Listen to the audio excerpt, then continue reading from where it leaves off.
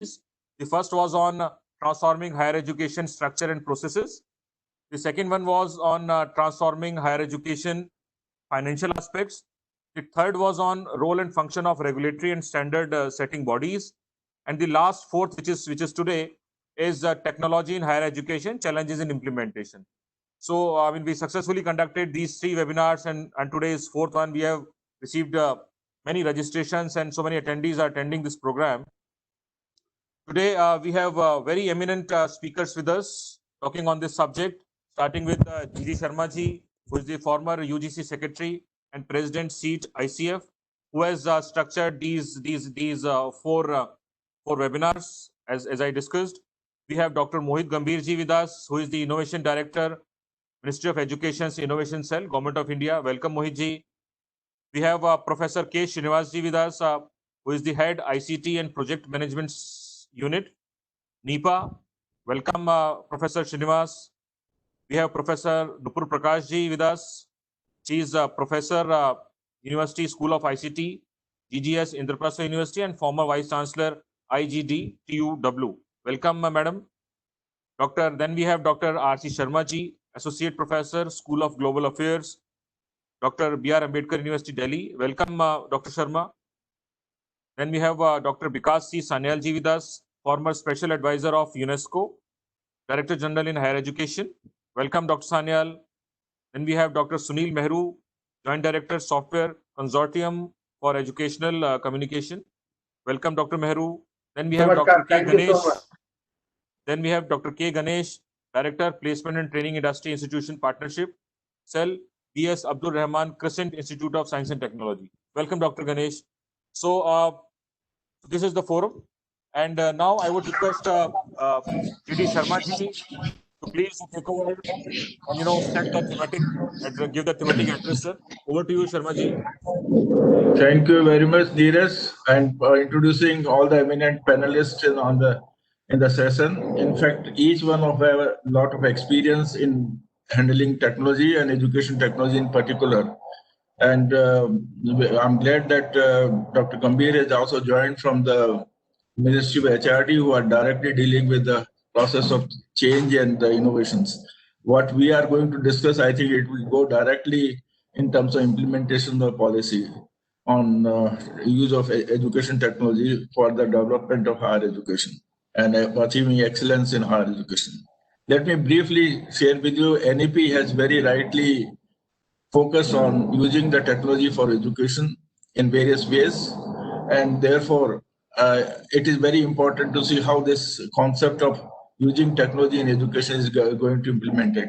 Dr. Rc Sharma had written a paper on the implementation of technology policy some time back. It was published in our college post. Let me share with you, there is a kind of history of development of technology in our country. We are the first country in Asia and some other part of the world that we started countrywide classroom long back, maybe in 80s, which Mehru will tell us.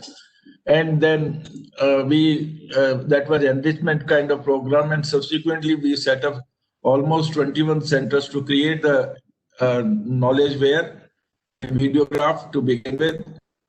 Subsequently, around 2000, with EduSet launch, we have gone into terms of e-content as well as both-way communication between the respective center and the main center. There is a traditional production of video lectures in all the EMRC, AVRC centers. There is also consolidation of all the video lectures in the CEC. That has been a story in terms of development of technology in education. It was not directly used, it was used in enrichment program. But after 2003 or 2004, there has been directly used in terms of e-content, learning object repository, as well as both-way communication for the training program in the education technology. Digitization has become very important, and in the present time, I think because of the COVID, everybody has turned into using the technology. We have the capacity, we have the background of it, but we still don't have that much of background in order to develop our reach out to a large number of people in the country, particularly in the remote area, difficult areas, etc. So the technology has to really, if we want that technology has to reach to the people, we have to really face certain challenges, which I have listed here. Challenges of development of content, challenges of development of the training of people, challenges of developing the platform for education, and all those issues are there. I think we have a very eminent person to speak on each of one of the issues. And without taking much time, because we have to cluster many of the things in a short period, I would like to invite Dr. Gambhir, who is directly dealing with the issues of the implementation of policy or preparing the strategy plan for implementation of policy, and particularly with regard to education technology and use of technology. In fact, some time back they said that we have a full channel on higher education, which is called VAS channel. But I was told that in course of time they are going to a channel East class and etc. And MOOCs etc. is already in process. CEC is already conducting examination for the undergraduate program for the credit system. And all these things developments are there. I'm sure that when the education technology strategy policy is being implementation of policy is being developed, Dr. Gambhir would play a major role, and he can share with us what is his next plan of action in terms of development of policy and implementation of policy on education technology. Dr. Gambhir. Thank you so much, Sharma. And I would like to thank all the panelists and dignitaries out here. So, and considering the paucity of time and the value of it, so I would like to, begin with a very, very small note that India, it is rather known as land of knowledge. We had Nalanda, Vikramshila, Takshila, and then Vallabhi. Now, that and the eminent, audience and the people who are there. Considering the NEP, the role and the necessities, I'm sure the past 3 webinars that has already discussed that what was why it was required, why it happened. Now moving on, the implementation challenges, which and practically, if I tell you about my own, so I deal with the innovation and entrepreneurship kind of a situation in NEP, which is like more or less required, whereby we have said development of creativity and critical thinking, collaborative, multidisciplinary research, then autonomy and empowerment for innovation, where people can generally think beyond and come up with innovation and the solutions which has meaningful social impact. And so these all things, they need to be taken care of in this, and for our improvement of the GER. So if we look at primarily the data which shows if we keep on doing that by 2015, considering somewhere around 1,000 universities today and doubling the rate, it means opening one such institution every week, or enhance our capabilities or capacities in such a manner that the existing infra and because of the COVID and the pandemic time, the blended learning stuff which we have seen, can this situation or can this opportunity be harnessed, be exploited and moved in a manner where we should have a very seamless implementation, but with challenges and the implementation, like as said, NEP, it says like holistic development of the learners. Now, how? So to highlight from innovation cells, and we have already started doing it in a tips and this manner. Past 2 years, we are doing it in higher education space, as today's topic is. What we have started doing is, and I'm sure a few of the dignitaries out here on the panel, they are already aware of, we started opening IICs, that is Institutions Innovation Councils, with the composition of having some local industry experts, even local dignitaries or the local decision-making bodies as well, alumni, alma maters, all those kind of people we have started, including faculty and students. We have formed those councils. We have tried to intervene, kind of, if you say a kind of a trigger. We were doing it since past 2 years. It's already there in 1,700 higher education institutions across the country, and not only in the technology, it's about in medical schools and pharma schools, and everywhere you can see, and slowly and gradually things are picking up pace. Now, what was the basic agenda or the mandate we started with those? So we have already started, training our faculty members, students in sort of design thinking and cognitive skills, technology transfers, IPRs, entrepreneurship. So just giving them a teaser that yes, these are the things which effectively and eventually we have to move on with, because now, as we say, we have to have the local experts as the master instructors coming in. Like we do have a concept of adjunct faculty today, but we have to have that kind of blending, not only online and physical learning, which we of late saw, but we also have to have the nearby provider apart from online, that who can come, who can handhold, even the experts in traditional arts, vocational crafts, agriculture, but from where we can find them in a flash, until unless we do have some kind of mechanism. So that is through IIC we have started doing it. It's been, so we have already roped in somewhere around trained rather more than 5,000 faculty members who we term as innovation ambassadors as of now, and they are being upgraded, promoted, so that actually they can move and enter into a kind of mentor-mentee relationship, and immediately 5,000 to 50,000 to 5 lakh can take that kind of a role. And then continuous opportunities for self-improvement has to be there, like learn latest innovations. And it is not like that today we have come up with some kind of a theory and we are doing it. That is at most necessary. Fundamentals are necessary, but taking to the next level, taking to or accommodating ourselves to the advent of AI world, how can anybody do that? So we all are, we are doing that, and the success rate is phenomenal. But also moving on, like saying there was a problem which we are facing, or which we used to face, that there was a very less emphasis on research in most universities and colleges, and lack of competitive research funding across disciplines as well, it was lacking. So what we came up with, like in NEP, I'm sure everybody is aware, the provisioning of National Research Foundation that can fund research in universities, but that is going to amalgamate or a lot of things together and help iron out the issues which we're facing. Now, regarding implementation, we are working in that, how we can roll it up, how systematically things can be taken up, collated platform approach can be taken up. And on that end as well, what we have come up, again, there is a platform known as Yukti 2.0. So these are all teasers which we are trying to do from our innovation cells. In Yukti 2.0, what we are trying to do is we are collating all the, even thought process, the idea. Generally, it's being said that TRL 0 to TRL or TRL 1 to TRL 6 and above levels, though I personally do not advocate these 1971 TRL, because I personally believe there are a lot of indigenous readiness levels capabilities, though that is again a research topic, which I am very keen on.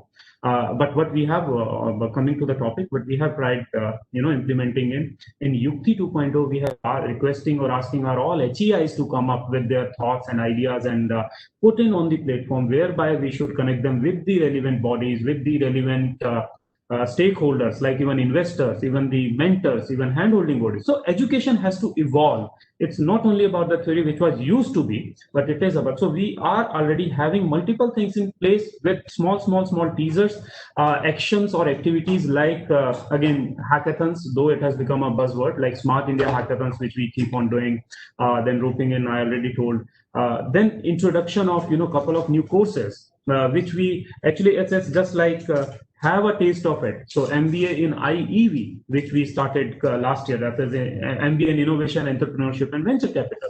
So this is something which we actually started getting taste of it. That if we move on full blown with the implementation scenario, initially, can we or where can we burn our hands? So those things we are already doing it since past 2 years, and I'm sure keeping those practices intact, very soon we'll see a full throttle running, or full throttle, full pace, we can break the sound barrier.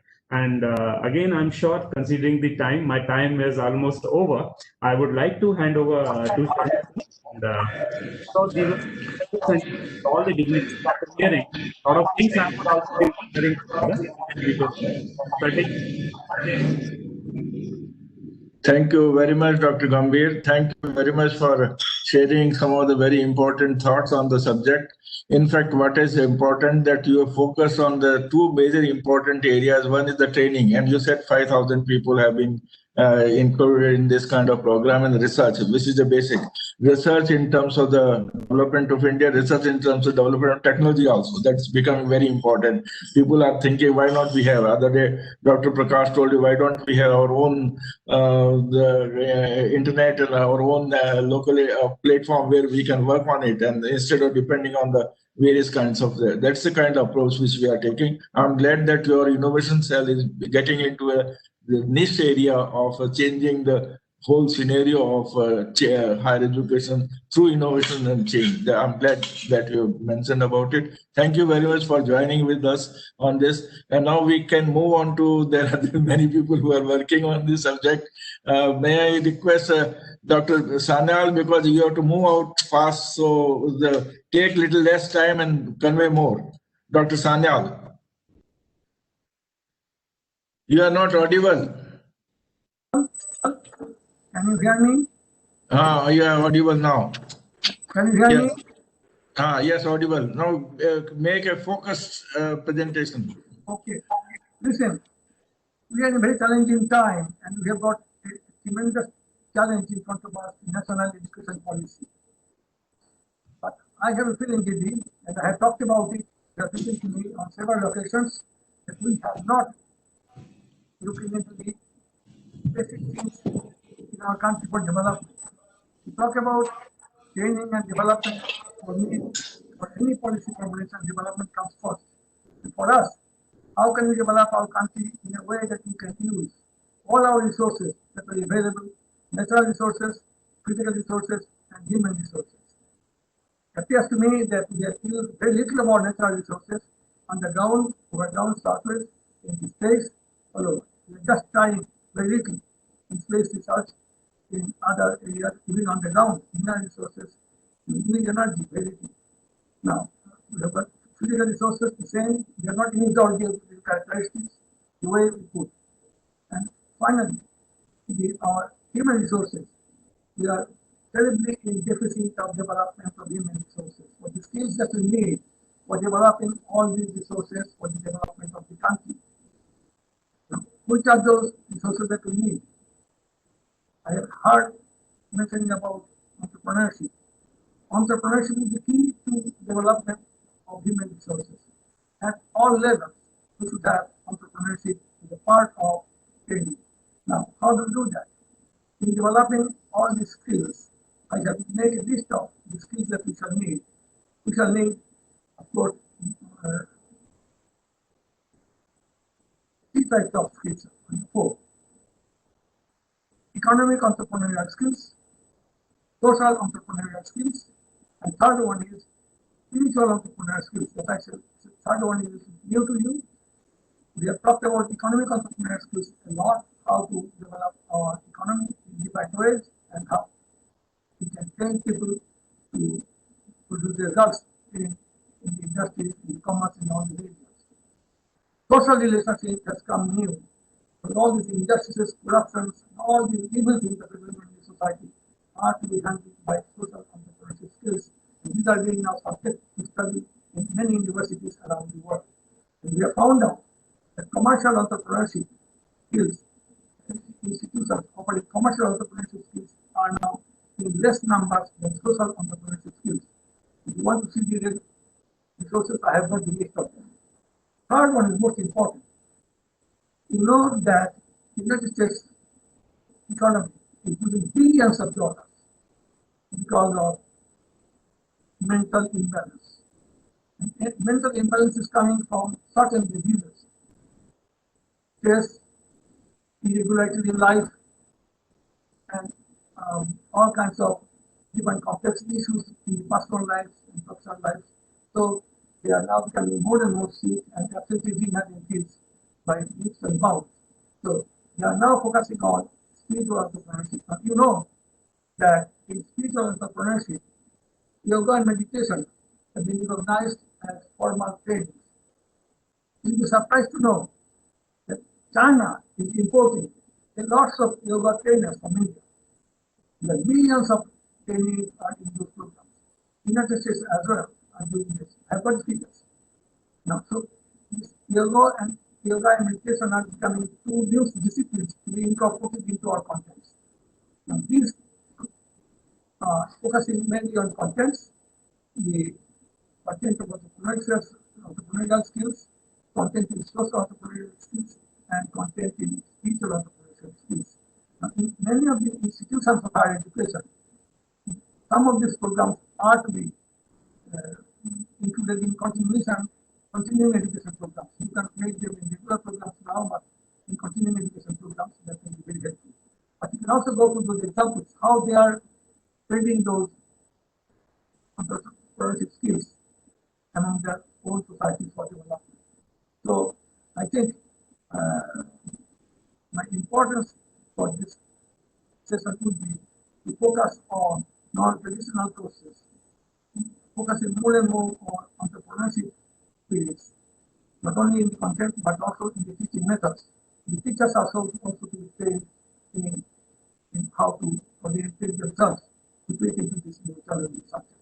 And I gave a lecture on application of artificial intelligence, and I gave you the example of Kalyan University, not too far from here, but they're already starting smart classes. And you can use a lot of smart. Again, in Andhra, they're using artificial intelligence to identify weak students to focus them and to give them better training. So you can use AI now. The concept is a very good alternative in training in India as well. You don't have training. Coronavirus becomes a part. Okay. Thank you very much. Thank you very much, Vikas. Thank you very much sharing some of the key aspects of development of higher education, focus area where we should try to work on, and particularly reaching out to the larger number of people and converting developing content and reaching out the content to the people is a major issue, and developing overall internet kind of thing is another issue. Thank you very much for sharing your thoughts. And there are challenges of developing internet of our own, challenges of developing the platform where we can have this kind of webinar or the indigenous platform. There's also challenge of reaching out because to the large number of people in the rural area and smaller towns where the internet facilities, bandwidth, etc. are not available.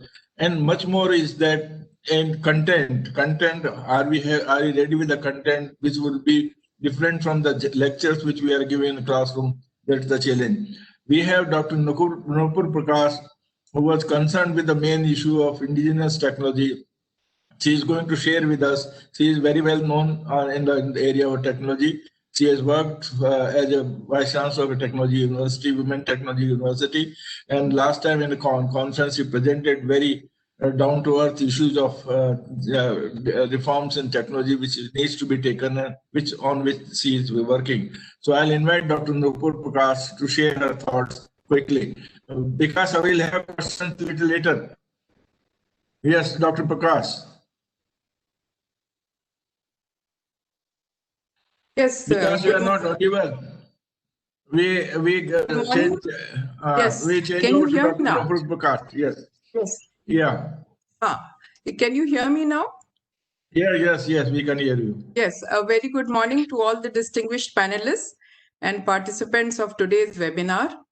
I am glad that we are discussing the implementation of national education policy in this knowledge series, and today we are focusing on technology adoption in higher education and the challenges faced. After the formal launch of National Education Policy 2020 in August, many universities and higher education institutions have already started working on the implementation of NEP, and therefore the topic related to technology adoption in higher education is very relevant and apt. I compliment ASSOCHAM for organizing this webinar and giving me this opportunity to present my views from an educationist perspective. So when we want to bring about any change in a system and disturb the apple cart, there is a lot of resistance and challenges. But challenges also bring opportunities. And therefore, we should discuss how to convert these challenges into opportunities. Technology adoption in education adds multiple dimensions, and it expands the outreach of education, taking it to remote areas, Tier 2, Tier 3 cities, and rural India. Therefore, developing an appropriate indigenous platform for imparting online education across the country has its own set of challenges. Because India is a vast country with a huge population, having phenomenal diversity with socio-economic inequality and a great digital divide. So let's try to understand what is the long-term vision of National Education Policy 2020 and how technology intervention can help us achieve it.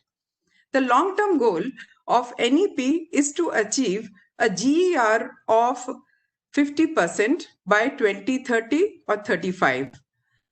Currently, the gross enrollment ratio is 26%. So as a nation, the gross enrollment ratio of 26%, which was achieved in last 70 years of independence, has now got to be doubled, and that too by in next 10 to 15 years time. Now this looks like a mammoth task and a very ambitious target, but as projected in NEP document, this target is certainly achievable. So how do we reach there? So NEP suggests that increase in student enrollments in our higher education institutions along with technology interventions can help us achieve this mammoth target. And therefore, to double the GER in the next 10 years, we may study the growth story of our neighbor China, which already has a gross enrollment ratio of 48%, while other developed economies like USA has a GER of 85%, South Korea has already achieved 93%, and so on. Well, there are many reforms proposed in the NEP document which can help us achieve this ambitious target. And technology adoption in higher education is one of them. So let's try to understand how technology can be leveraged for improving the GER of our country. During the pandemic, we all saw countrywide adoption of technology in education at school level and at higher education level. By and large, it was a successful attempt to maintain the academic continuity and also gave us an insight of different challenges faced by teachers and students from urban and rural areas. From this experience, we have learned a lot, and now we can utilize this for shaping the future of education. So what are these learnings and how do we use them in achieving the target of 50% GER by 2030-35? Well, the first learning was the realization of the absence of an indigenous homegrown platform for imparting online education, because of which we faced a lot of interoperability issues in a heterogeneous computing environment. And a lot of problem was faced by teachers and students because each user, depending on his or her affordability, had a different model of computer, mobile phone, laptop, and tablet with different configurations. And each user wanted to learn anywhere at their own pace. So there is certainly a need for a lightweight and compact national digital platform for imparting online education, which can run on a low-end device and also perform well at low data speed. Another learning that we had was that of lack of digital devices, which was a major stumbling block because some households had only one computer and one smartphone, and some had none. So this digital device deficit caused another impediment to online learning. The third challenge that we faced during online education was that of connectivity, the network coverage, and the data speed, which creates a huge rural and urban divide. And the government is already working on providing high-speed broadband connectivity, and the project on National Optical Fiber Network to reach villages at each block level and panchayat level is underway under the Digital India campaign. The third And the last challenge that, from my point of view, that we faced was that of quality of content and non-standardization and the language in which the content is available.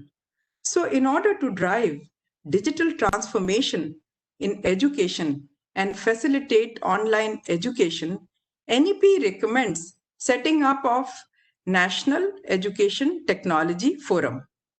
So this NETF will be an autonomous body which will ramp up digital learning and promote the usage of technology in the delivery and management of education.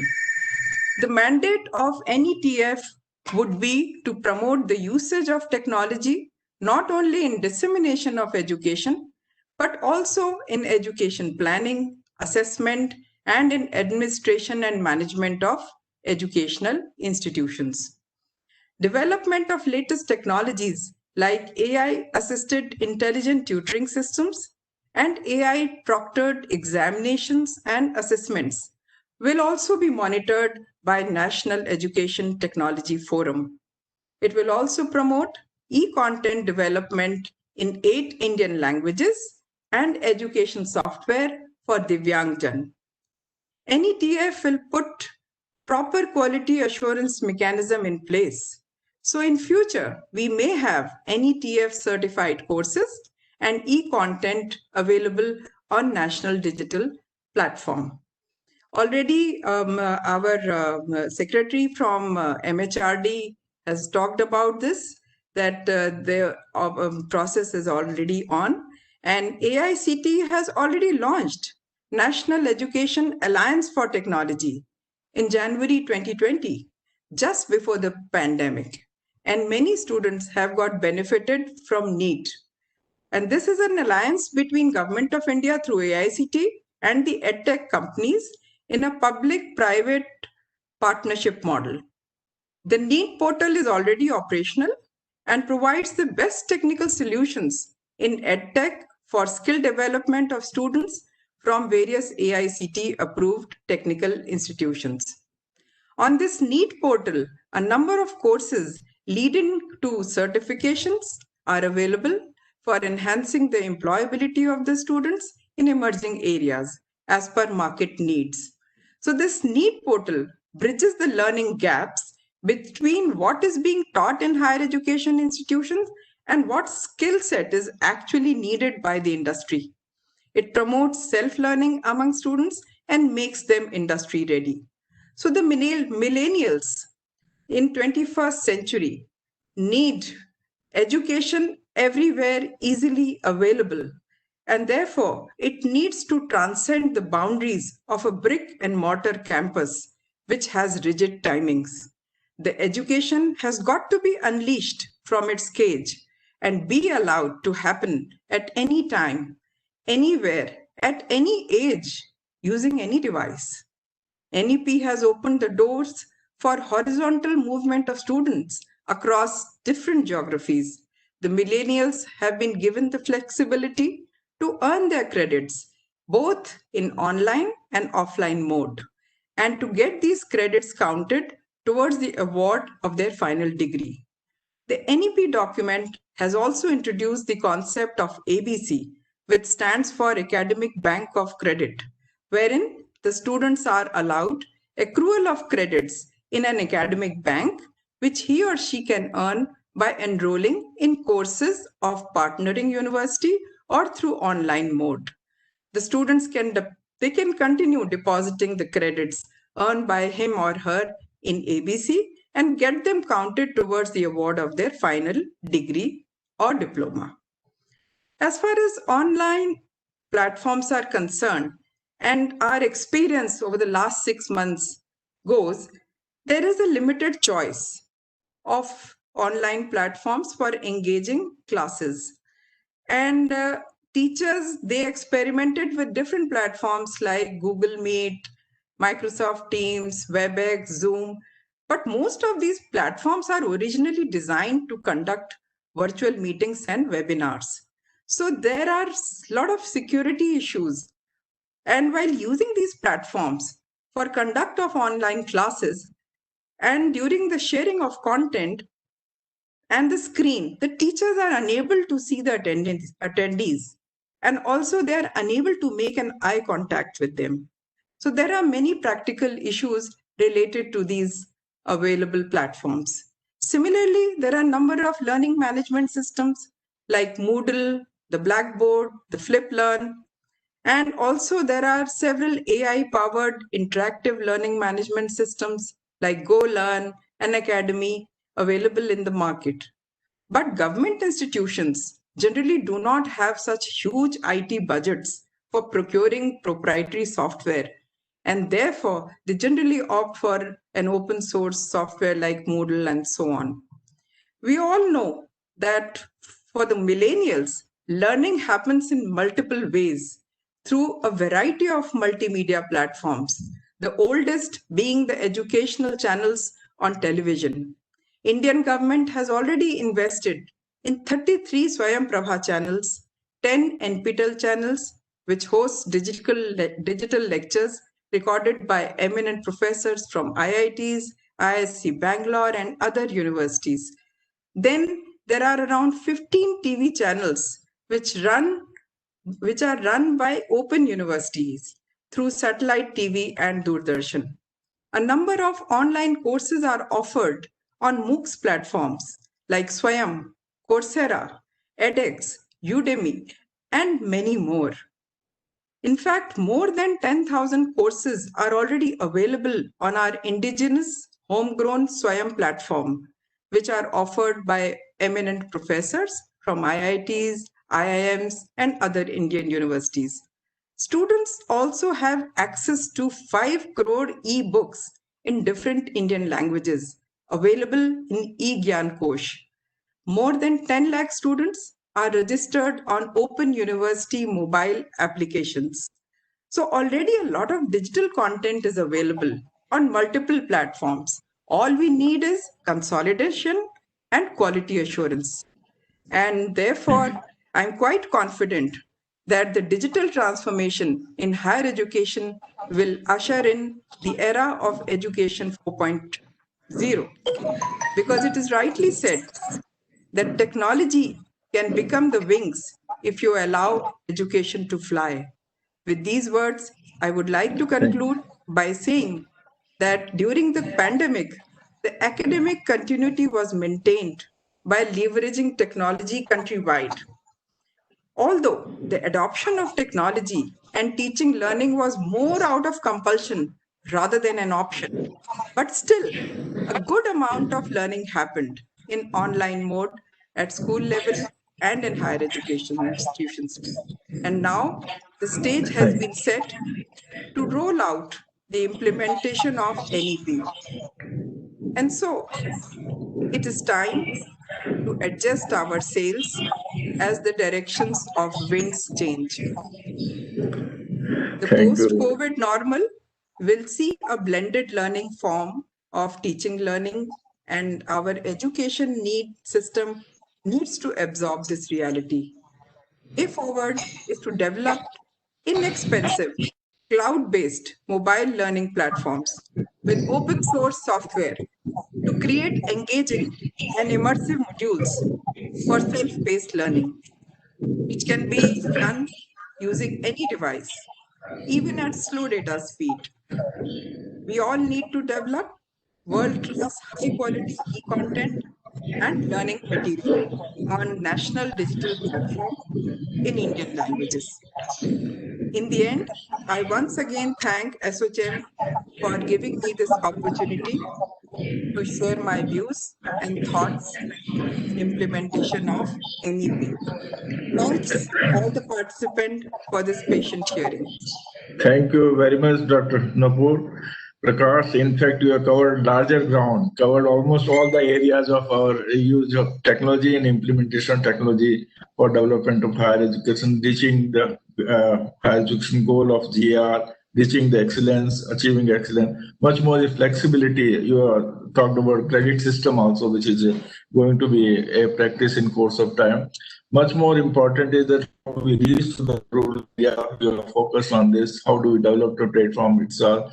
Let me share with you, the post-COVID scenario may not be same as the today's scenario, physical and even blended. It may go beyond blended because of AI is coming. Dr. Sharma would share with us. Machine learning is coming. Flexibility is getting into a process. Other day, there is one person who has written "The World is Flat," Thomas Friedman, who was talking about "The World is Flat" long back. Now he is talking something. Post-COVID world is going to be different in any case.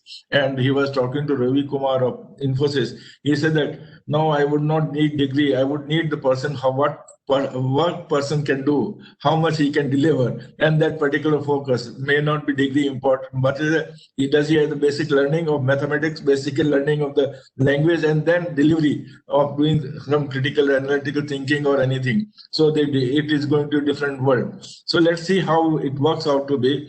Things are going to change, but one thing it's going to technology, if used as a tool, it's going to be very helpful. If technology is not discerned properly, as our young boys are not able to discern properly, therefore you find their misuse is also taking place. So it has to be our young boys and higher education that it's a kind of drain where good things also flow, bad things also flow. You have to discern and use it only which is the good for you, and don't get too much engaged in this process and lose your time and skill. So there is a kind of both ways that the negative aspect technology is also to be shared with the youth so that they don't fall in prey, and positive aspect has to be there. But there is a lot of challenge for India in particularly when we are going to have our own, as you rightly said, own platform, own Internet of Things, and then able to achieve the thing which we would like to have. Now we have another very important speaker on this subject, Dr. K. Srinivas, who has been working as a training of the teachers in various parts of the country on the Moodle and other platforms, how to develop content, how to deliver content, and how to use it for training. So Dr. Srinivas is also likely to move for certain other engagements. So I'm giving chance to Dr. Srinivas. Dr. Srinivas, you can start your presentation on the subject which you chosen. Dr. Srinivas. Thank you. Thank you, sir. Good morning, sir. And good morning, panelists and the participants of this workshop. Thanks to ASSOCHAM for giving me this opportunity for sharing my thoughts about the theme which I selected is challenges of training and development. I've been hearing about our co-panelists, and highlighting very nicely and articulating about the important features of new educational policy.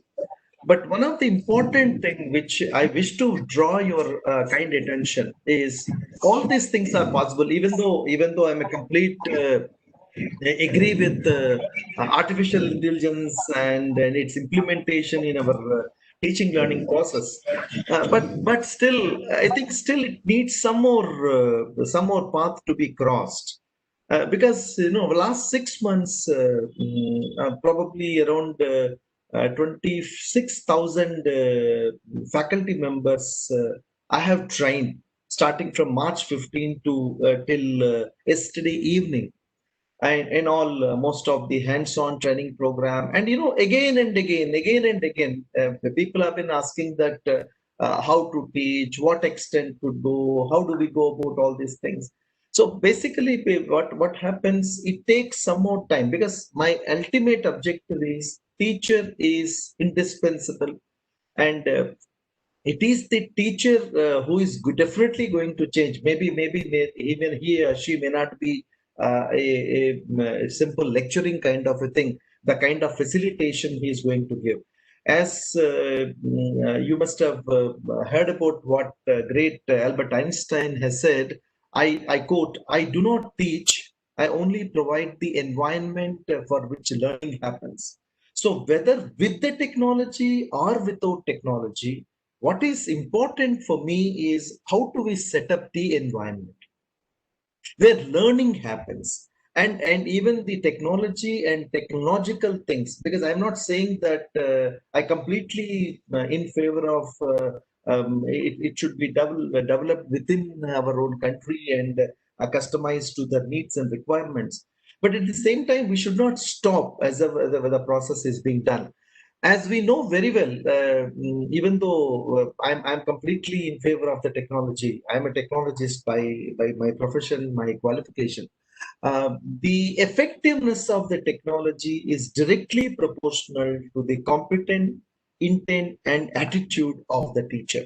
So what is more important to me is continuously this the induction programs, whether we call it as orientation program, so that we need to build the competencies on regular basis, so that and at the same time, whatever the competencies you are going to build, to use the technology in the classroom. And very importantly, before that, the attitude also need to be changed, because many a times what happened when it comes we're using the technology at home, our attitude will be different. When it comes to the using the technology for the classroom teaching and teaching learning, the situations are differently. And people often used to say that the issues and challenges, of course, I wish to remind once again, these challenges were there in the past and will be there in the future. But what is more important is we have to see what are best.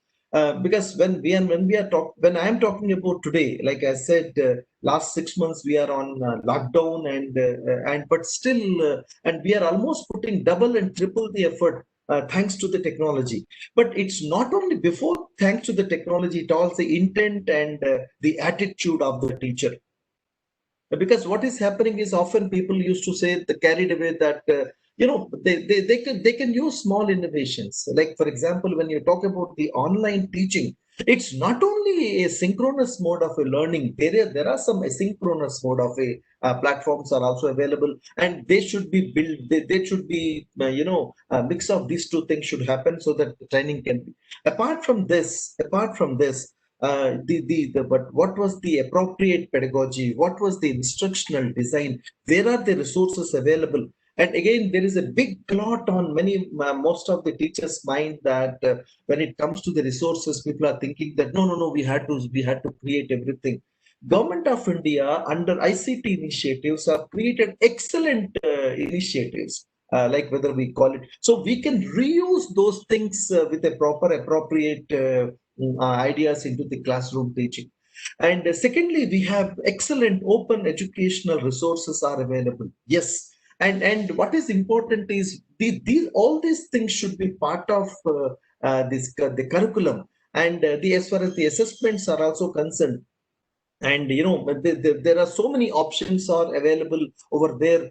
We need not confine to the knowledge level, and we can add the application, critical thinking, analytical thinking. But all these things need to be told to the teachers. So when I strongly propose, which I practically do in most of my institutions, my institution as well as the institutions where I am associated, every session, whenever we conduct a faculty induction program or a faculty development program, every 90-minute session should be having a 4 components. There should be a lecture component, there should be a discussion component, there demonstration component, there should be a hands-on component.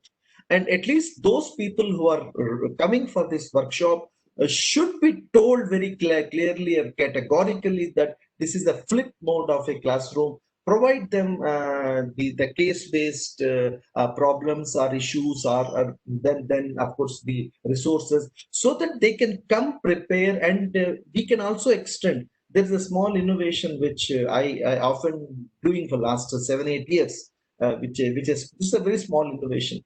I create a WhatsApp group as well as the Telegram group, and I support them. Even I'm very thankful to my colleague Professor Rc Sharma, who is also one of my core resource person. Whenever we conduct the program, he supports.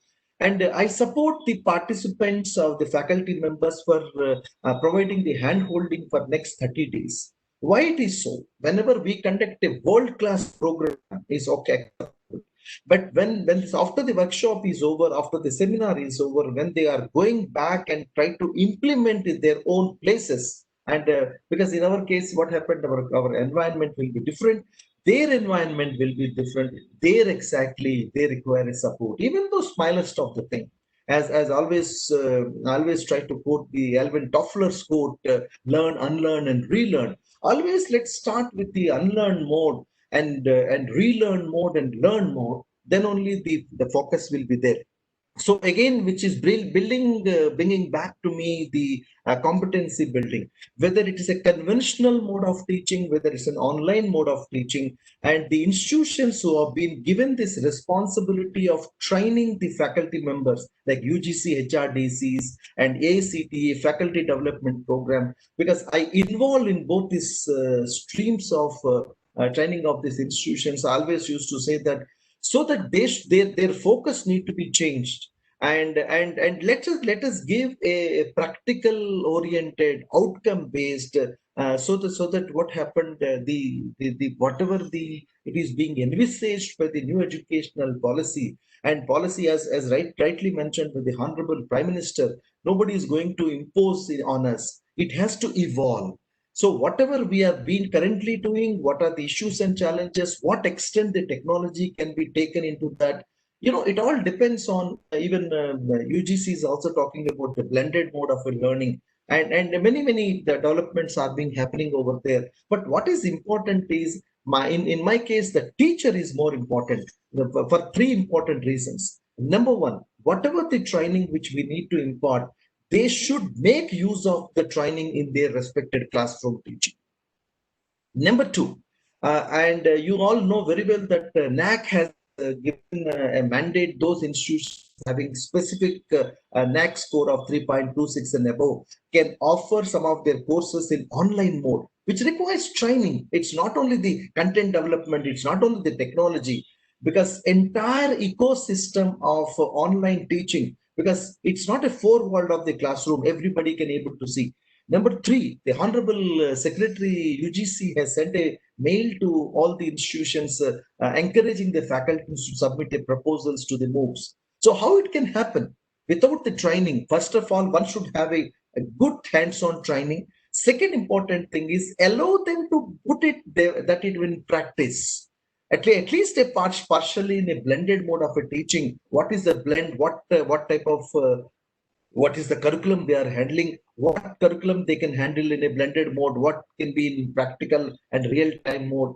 And unless and until they practice and they could not able to visualize, and this they cannot be happen. So in these are all some of the issues. Whatever the limited time which was given to me, I wish to flag in this session. And of course, I'm not saying these are all the challenges. These are all the opportunities for us. And let's make use of this particular opportunity and to see that in such a way that, and we can come out with the flying colors. Thank you very much for Sharmaji and Professor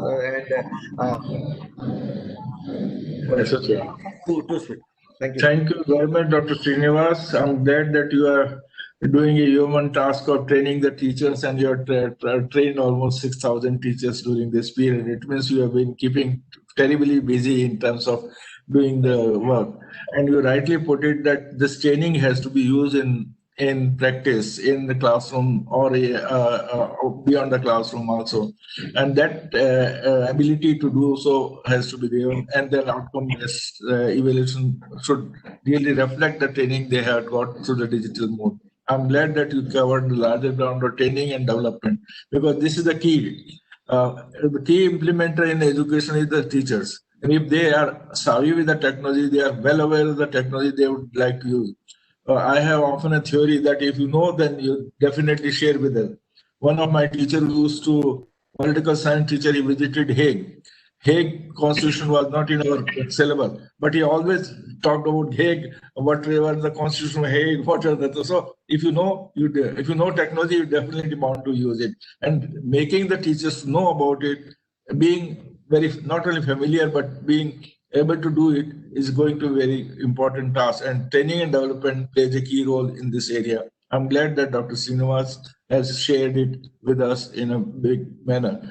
Now, I would like to move to Dr. Rc Sharma, who is very much in it in terms of AI and other related issues. In fact, machine learning, AI, and other aspects are getting very important.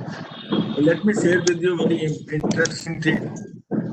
There was one question from the Dr. Sharma would also like to reflect on one question on the player. There's chat box that reaching out to the people at large is a big issue. Fiber optics, the bandwidth is another issue. I would like to recall that when EduSet was launched, EduSet has directly connecting with the people in different remote area, provided there is some electricity, even if there is no electricity, some generator, or if it is the solar system. But they could have both what we call both way audio video, or they could as well have the audio alone. And so the bandwidth problem was overcome when the satellite communication was taking place through EduSet. But somehow the new technology came and EduSet was put into background. And in fact, I remember we had conducted training program for the teachers through EduSet in almost 10 places. The teachers getting training in 10 places simultaneously by people who were attending PhD college and many other institutions in Northeast as well as Kashmir, and they were getting training, and there was no problem bandwidth because it was communication through satellite, both audio and video communication through satellite. So one of the questions this person, Dr. Tyagi, has asked in this, that can we not think of an alternative system of communication which is bandwidth free, satellite? He mentioned the satellite. As a satellite is another future of communication system. In fact, China is trying to develop a satellite system for communication of over 144 satellites will be launched from one end to another end, and they are going to have total communication through, because that is needed. If you want to go for a automation, if you want to go driverless car, if you want to go for this, you require unlimited bandwidth. So satellite system creates that kind of opportunity. In fact, they are also thinking of launching a moon to get the solar system to reflect on the Earth, and they will save a lot of electricity. So these technologies are going to become very important. But AI and IoT already entering into the life of the people very heavily. And Dr. Sharma is, for last 1 year, I am finding is working on 2020 with Dr. Pant, working and developing this area. The other day I heard a person working on the plate for the language, which is Python language, and they gave what kind of use it can be made in the AI also. So I request Dr. Sharma to share his experience of solution. In fact, Dr. Nupur Prakash was telling that anybody is giving us the solution. I said, Dr. Rc Sharma is working on various solutions, and his team is working on solutions with the. So I think he would like to something from him on this aspect. Dr. Sharma. Thank you, sir. Thank you very much. And thanks to my friends at ASSOCHAM, Deepak ji and Neeraj ji.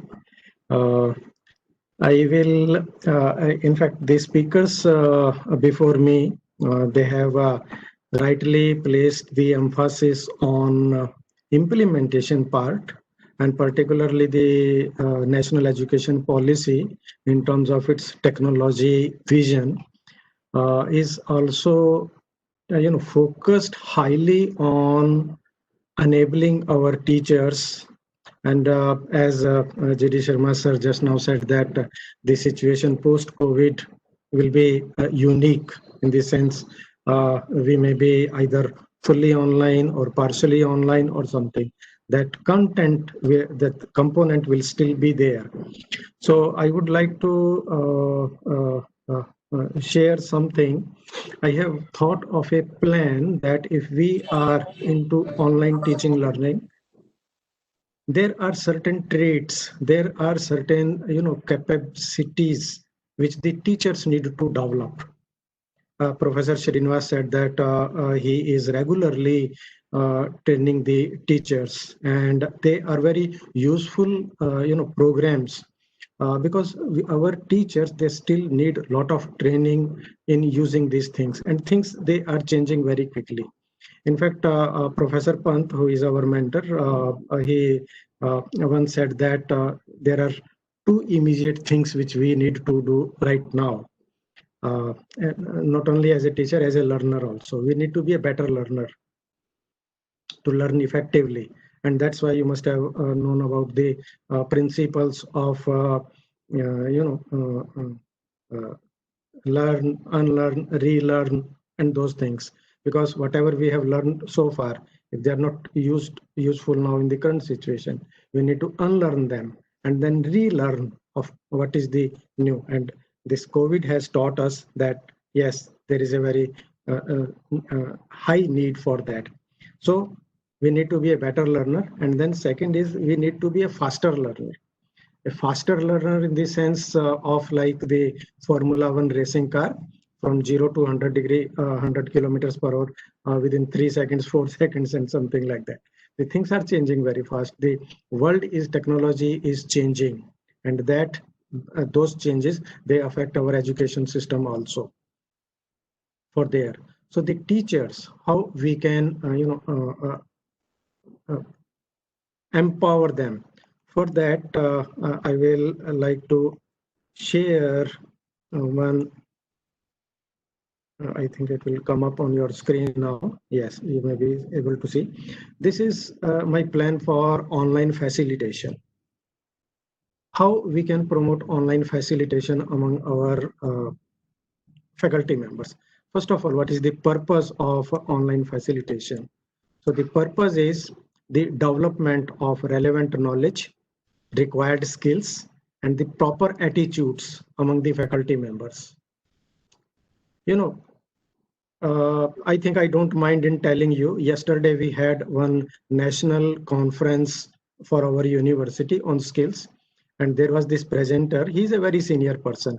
In fact, he is in some of the committees of the government also on making the relevant technology policy or something. You can see the standard. And he was not able to join us with our Zoom platform. So I called him on phone. I told him that, sir, can you tell me the URL? Bhaiya, ye URL kya hota hai? I told him, sir, okay, I'm sending you the link. Kindly click on it. So he tried clicking on it. And then I asked him that, okay, if it is not happening, can you open a new tab? Now, what is new tab? Means in the browser, I tried to explain in as simple words as possible, but nothing worked. Ultimately, he said that, okay, I let it go. I can't join.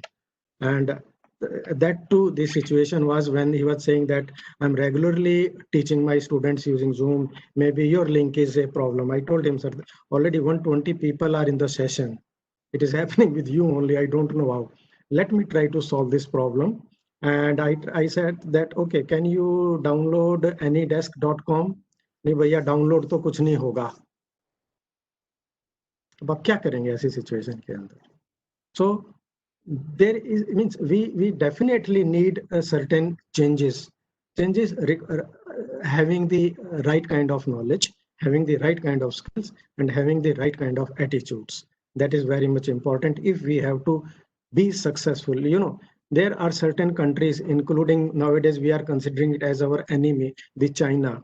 They have introduced the artificial intelligence and other technologies right from the primary level in their curriculum. The schools, the teacher, the schools, the young students, they are already learning coding, how to do that. We should not wait for that only unless we go into MCA and MTech, and only then we will learn it. It has to be, you know, integrated in the curriculum, and that way our national education policy has taken a very right step and has included focused primary on it, that how we can, you know, in this new 5+3+3+4 pattern, how the things they will be arranged. So about a purpose. Then how about designing online activities? In any activity, it may be a course, it may be the how to teach it, it may be the assessment, how to do it, it may be with the for the engagement of the student, it may be for the getting the learning analytics out of this process. For that, focus on designing online activities. Professor K. Srinivas and me, we have taken up a project, which is a national project on finding about the efficacy and the efficiency and what is the status of instructional design. And we have means there are certain strange results we have got. Few are strange, few we knew that may be the situation. So how we deal with various concepts, what are the outcomes, what is the methodology to be adopted, what are the tools to be adopted, and what should be the output of all this exercise we need to take care of. very important are the principles for online facilitation. I have grouped them into three main domains as the principles. The first principle is to foster online community. That is very important, to foster an online community. Unless we have student engagement, unless we have positive interactions, learning conversations, acknowledging, valuing, dealing with the diversity, they're dealing with a certain sort of conflict. Conflict can be in any way possible, and whenever there are a certain two entities together, definitely the situation of conflict may arise. How we are accommodating diversity. And in online facilitation, in online teaching learning conversation is very, very important. Unless we establish a proper kind of learning conversation, things may not work properly. And in that, what will be the effective? And here it is different from communication. It is the learning conversation. And then how, as a teacher, when you are, Professor Srinivas was saying about the discussion forums, which are super important. And in fact, I think it is one of the quadrant of the 4Q model of SWAYAM MOOCs there. But what do? Our students, they post something, teacher will post something, and that's all. But is it okay? Do you really think that it is okay? How we are making it as a learning conversation rather than a simple conversation? How do we summarize it? Do we weaving of the conversation is very much important. And that this skill is completely, means on my own experience, I have also interacted with many teachers. They are not aware of these things, that how the conversations can be weaved into some sort of a meaningful conversation coming out of that. Another target should be to make the learning as a playful learning. But how that can be made? Taking small risks in creating certain activity. Unless there is risk, nothing can be done. And particularly those of you who are attending this session now are from business world, you may be knowing it better that no risk, no gains. Definitely you have to, and you see the cases of the successful business people. It is not that they take the risk. They may be successful, they may not be successful, but they try. And many get the success also. It is then playing with the ideas. Accept everything. Any idea is not a bad idea unless you prove it and it fails. Welcome everything. Keeping an open mind, making connections with our audience, ability to challenge. Either get accepted or you convince the other person in what? Exploring, questioning those things. And the third principle here is a sort of reflective learning that can be created, that can be developed using articulation, how well a teacher can articulate the situation, the position, the concept at that particular time, which is being developed with the students. It makes a big impact. The right kind of articulation, the proper articulation of the idea of the concept makes a big difference. Commenting, how do we comment? In distance education, I was regional director of Indira Gandhi National Open University for around 2 decades. In distance education, we have a mechanism of providing feedback, and then there are comments on the assignments of students. And there are around 8 kind of comments. Some are positive, some are hollow, some are null, some are negative kind of comments. So how do you comment on the work of others? And in what way we provide the feedback? That is the thing which we need to learn. In addition to that, when we are dealing with things, the tools, the tool sets, the kind of tool sets, they are very much important. And particularly this online world depends on one of the major dimension is, if you have heard about TPAC model given by Mr. Punya, Dr. Professor Punya Mishra, TPAC model, the technology, pedagogy, and content, the model there. technology, the tool sets here. And tool set it not only in terms of the hardware, it can be in the terms of a proper approach as well. So it consists of technology as a hardware, technology as a software, and technology as the kind of approach where.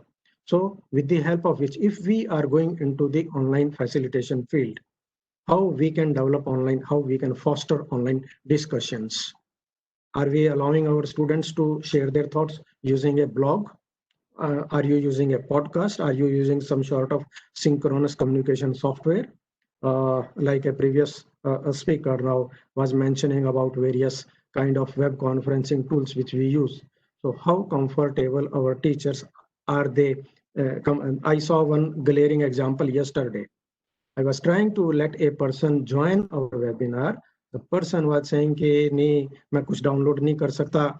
Means these challenges are there. How do we make someone more comfortable in using these things? Then level of involvement. Up to what level of involvement a person exhibits, whether it is deeply into it or superficially into it. These things, they definitely make a big challenge. So I believe that if we have to succeed and take this movement of online teaching learning forward, these are some of the ideas which I wanted to share with you. Thank you so much. Thank you so much, Dr. Sharma. In fact, I was telling you have focused on the training and the change of a mindset of the people when they want to use the technology, rather giving not only skill but attitudinal changes, which are very important. That I often used to say, have patience with technology, it will pass. If you don't have patience with technology, you get lost in the process. But we are rightly focused on how do we enable people to use the technology, and not only use the technology, but it has a purpose. Purpose is for communicating a particular thought, and then using that thought for application, and then helping the people to develop. That's the kind of larger scale process that enabling him to understand and use the technology, then communicate the technology to the students in a proper manner, then student using it, and then evaluating the student for that purpose, and then finally outcome of learning in that process. I'm glad that you shared some of the. In course of time, I would like to ask some questions with regard to. I remember one thing. If you remember that around, I think 5-6 years ago, when I came for the first time in Mandi village, when you conducted a program for the, I think they were the college principals from Northeast. And during my presentation, I had told about Grammarly. And you were also, sitting and you immediately, grabbed that idea. And later on, you have started using those things. And I felt so happy that many people, they listen to the session and then they go back and switch back to their normal duties. But you, although you were the organizer of that event, but you found it something useful, and you have used it yourself also, that you learned how to install it, how to use it, because the documents, they can be processed in a much better way. So that the feeling, the level of involvement, we need it to be done by everyone. Yeah, I think that's a because it's directly useful to the people. Our principals are also using it very ably, and many of the things which you taught to them during that process.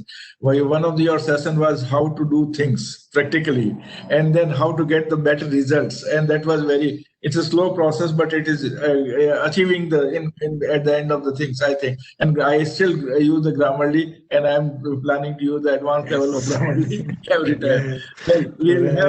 We need this kind of the approach to the technology.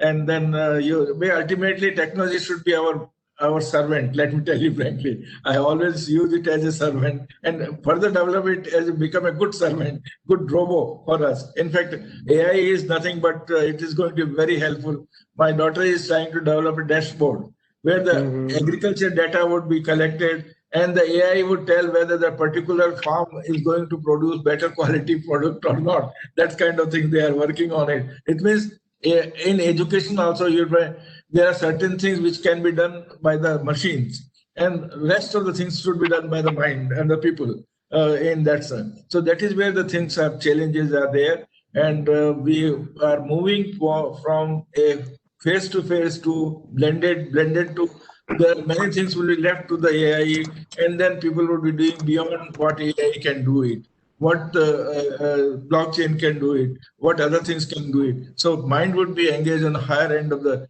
technology and using developing data. I'm of the view that we should be developing Sir, with your blessings, a satellite-based system.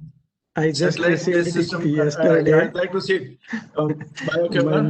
My new book. I Blockchain received technology it application. yesterday. Yes. So that is where that is where things are going to change. That is needed for change. That's needed for change. It is where one of the questions still remains with me, and I would like many of the people to answer in course of time. Is the satellite technology the best technology in terms of reaching out to the people at larger extent and beyond this bandwidth problem of fiber optics, etc.? Although fiber optics has come, lot of compression technology has come, so it is streaming is getting there, but it's still reaching out is very difficult. So the satellite technology might help us overcoming the kind of problem which India is facing, remote area, lack of fiber optics, etc. Something of that kind has to be discussed in course of time. Meanwhile, I have Dr. Sunil Mehru, who is working with the CEC as a joint director. And CEC is one of the center in the country which has been very much deep into the use of education technology in the over last more than 20 or 25 years. And that is where the strength is there.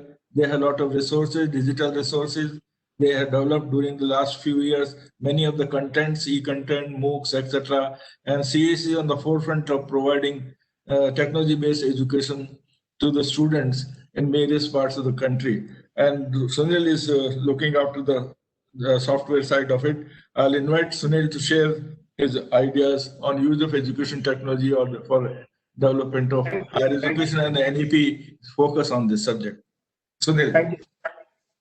Chairman ASSOCHAM, Dr. Prashant Palla, sir, co-chairperson, moderator, Honorable Professor Rc Sharma, sir, namaskar, sir.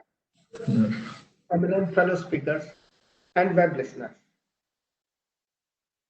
Before I make a move, my sincere gratitude to Professor J.B. Nadda, sir, Director CEC, for nominating me in this webinar. Thank you once again. Sir, my topic of today's discussion is technology-enabled learning in the light of NEP 2020. In the landmark decision, the Government of India established new precedents in the Indian education system by implementing the National Education Policy 2020. The NEP 2020 has been framed to make both the school and higher education institutions more holistic, flexible, and multidisciplinary, suited to 21st century needs of the Indian student.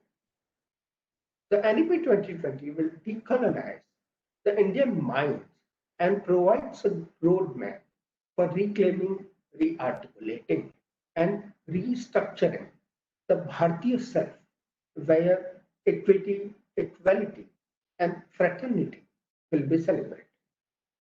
The humanity and the educational fraternity stand face to face with this extraordinary situation of COVID-19 pandemic. These unforeseeable times forced us to fight the pandemic in an unprecedented manner. As a consequence, almost all spheres of human life and activities are affected. Yet, they have brought about a much awaited paradigm shift in pedagogical practices. Revolutionary changes can be observed in disruptive learning methodology and its delivery modus operandi, with the emergence of futuristic technology applications of artificial intelligence and machine learning in education. The pedagogy has evolved to overcome the product of pragmatic constraints, including time, place, preference, and accessibility. In tandem with the worthy move by the NEP 2020 to conserve and promote Matrabhasha or the Indian regional languages, CEC is proud to be a part of this revolution to safeguard the ancient values, culture, and knowledge system by keeping up with 21st century technological evolution. CEC will make available its entire digital educational repository of content in 8 regional languages. It is a aim to provide education to the remotest learner in the country. And what could be better than removing the long-lasting barrier of language? Technology providers, various applications. Sunil, come close to the mic. Your audio is getting feeble. Come close to the mic. Yes, sir. Yes, sir. Technology provides various applications and software for voice modulation, voice recognition, language dubbing, and translations in different languages. I'll quote, sir, a few examples here also. Google Translate, for example. It's such an application where you can translate your content into different languages, but it has its own limitations. Similarly, very interesting examples are Siri and Alexa are most popular and widely used applications which receive the voice commands and act accordingly. Interestingly, once while driving, I asked Siri to call my son. My son's name is Yagya. And shockingly, Siri replied, calling Yajna. So, technology is available, but it requires more perfection to overcome such shortfalls with the advancement of artificial intelligence and machine learning.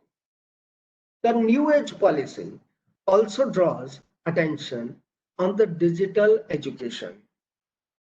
It states to promote adoption and integration of technology for dissemination of online education. The policy also recommends the setting up of an autonomous body, National Education Technology Forum, NETF, to address the issues of imparting education online. It is a welcome step towards technology-enabled and disruptive learning.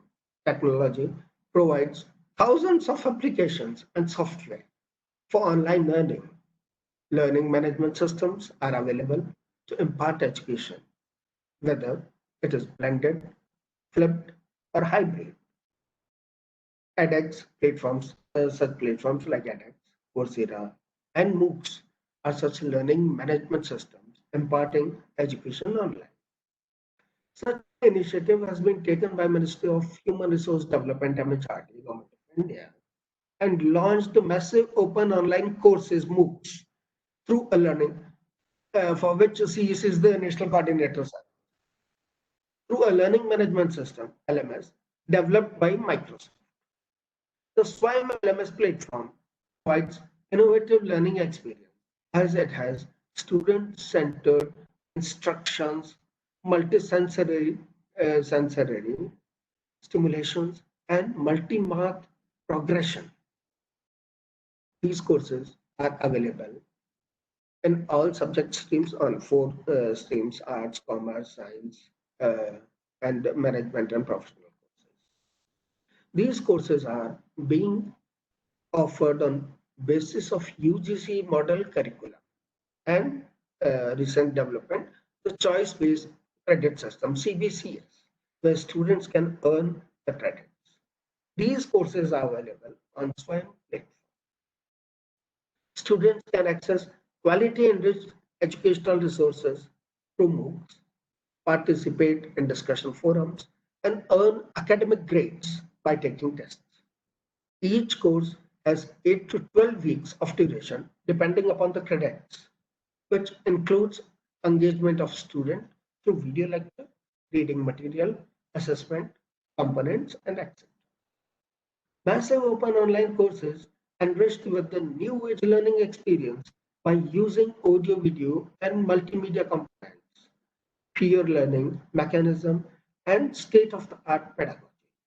These structured and credit-bearing courses for higher education are available online for anywhere, anyone, anytime. The philosophy behind the offerings of such courses is to impart knowledge to the doorstep of the enthusiastic learner. These courses are flexible in nature and having both the option to adopt non-credit and credit courses. Credit courses can only be opted by the students enrolled in any university or institution. Variety is being provided in terms of choosing the credits. For example, 1 credit to 4 credit courses. 1 credit course contains 10 hours of course content, which includes 5 hours of audiovisual content and 5 hours of textual content or textual engagement. Whereas 4 credit courses contains 40 hours of course content, which includes 20 hours of audio video content and 20 hours of textual content engagement. Institutions, universities can only allow up to 20% of the total courses being offered in a particular semester through online MOOCs available on SWAYAM platform. The MOOCs platform has its own challenges. The MOOCs platforms has its own share of challenges which needs to be addressed. And since we are running online courses, MOOCs courses, and CES is one of the national coordinator for MOOCs development and dissemination. So what we found, it's so complicated. It's a basically complicated platform. It's not very simple and user friendly. First thing. Second, technical glitches are there in the LMS developed by the organization, AICT or Microsoft, which has to be taken care of. The third challenge I feel is this platform is basically teacher centric, which discourages active involvement of students. So in future time, obviously we'll come over through these challenges and it will be the foolproof. Then also focus on blended and flipped learning environment. Technology enabled learning requires an altogether new pedagogy and customized taxonomy based on the learning behaviors and patterns, which are most challenging with the rapid advancements of technology. Though technology provides platforms for a fine blend of content delivery with its various attributes for effective learning.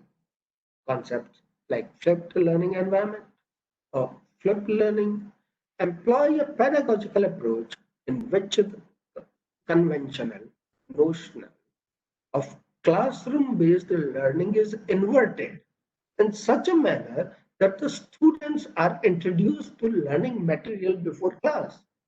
Classroom time then being used to deepen the understanding through discussion with peer group and problem solving activities. Provides altogether different environment to impart education. Creation of such congenial environment in semi-urban and rural areas is still a challenge in the country.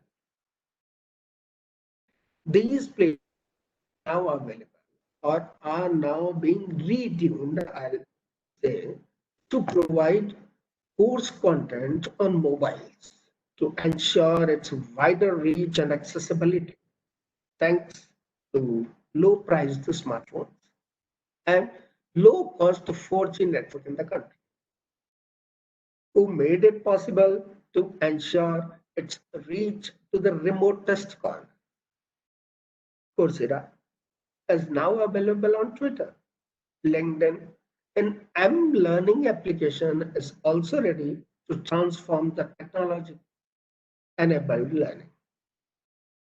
Friends, to conclude, or before I conclude, I would like to thank Professor G.D. Sharma sir for mentoring us, for providing all insights of technology, of technical things. And I know Professor G.D. Sharma sir started Vyas Higher Education Channel in 2004 in CEC. And today we are having 11 DTH channels with us, based on Swayam Prabha DTH.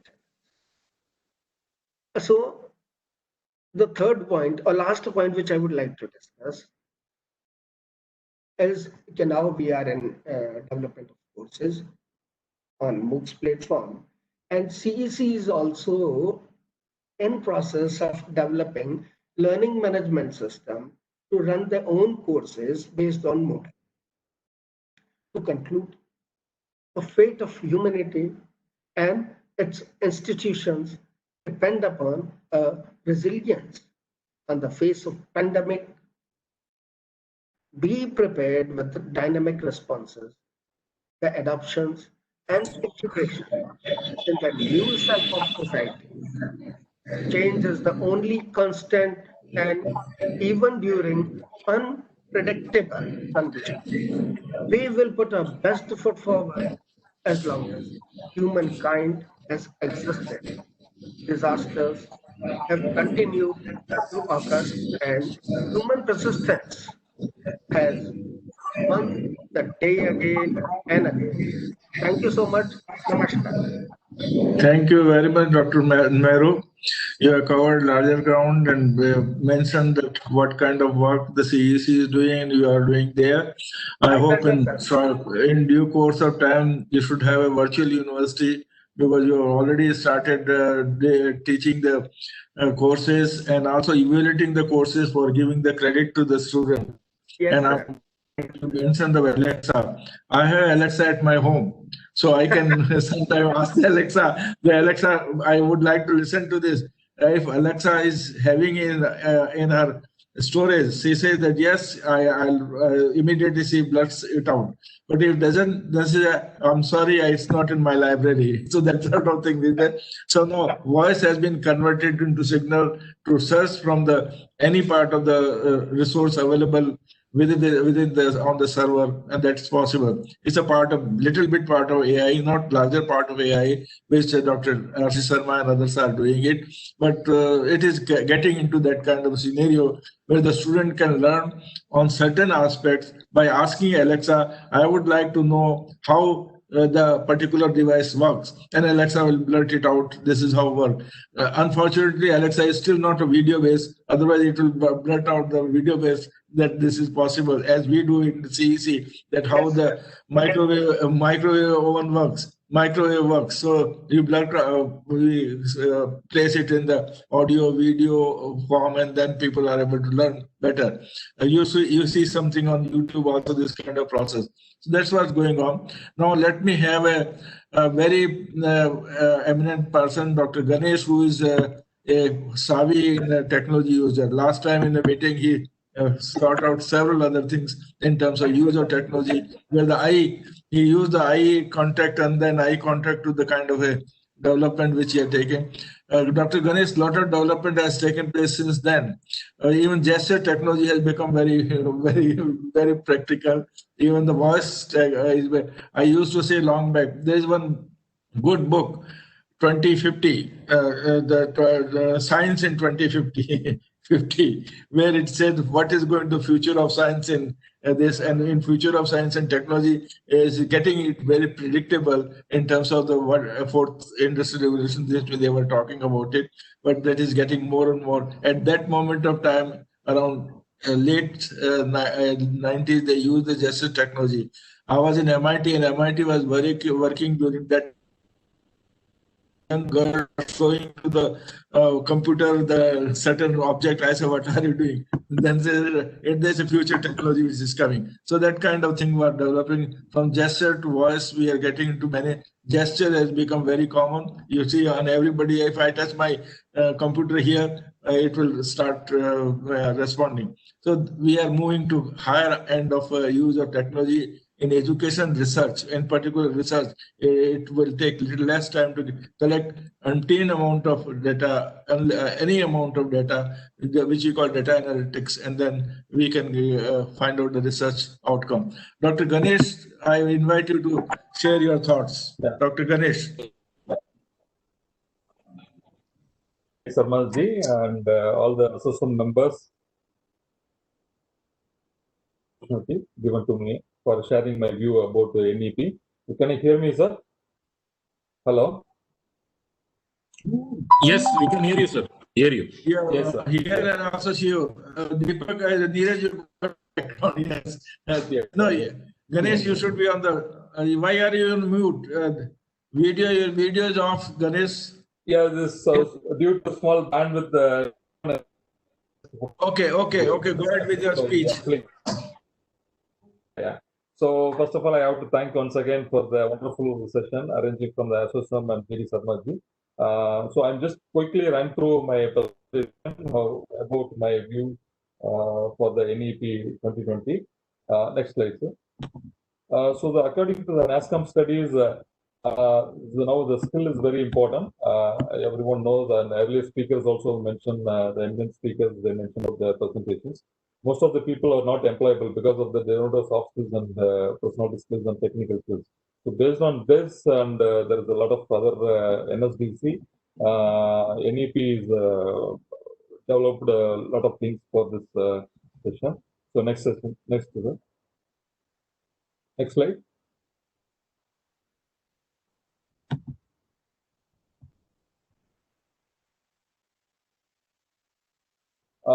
According to the government studies 2022, so another 9 million so skilled worker will be needed for the future. So according to the skill, totally I studied NEP totally fully. It's developed it's very nicely. So I just want to share some few points today's session. Challenges for training and development, returns of the education, 21st century skills, focus on skills, not a mouse, language, and industry. These 4 points are 5 I'm going to be concentrate today and share my views and so return of education. So everyone knows the return of investment. So the return of education is everyone is investing money to the education. They want return back. So this this NEP is well articulated the policies, getting a job ready for all the students, for the stakeholders. So this is the employability ready for the future. So this return of education is well designed. So I just want to highlight it. Even the all the courses, even the US also has introduced the Students Apprentice Act program. So we also have a higher education, so same thing. It's a very good session. The ministry has clearly focused on measure the 21st century challenges for schools and higher education, especially focus on technology through the autonomous body. So earlier speakers, they talk about the National Education Alliance Technology Forum kind of thing, but it's a well organized, especially in rural area through the various education software and technology improvements into outcomes fill of the gap when it is the lost the teachers. Only by accepting this rapid perspective change, we can sustain the competitive world and prepare our children for 24. Skills for the relevant industry.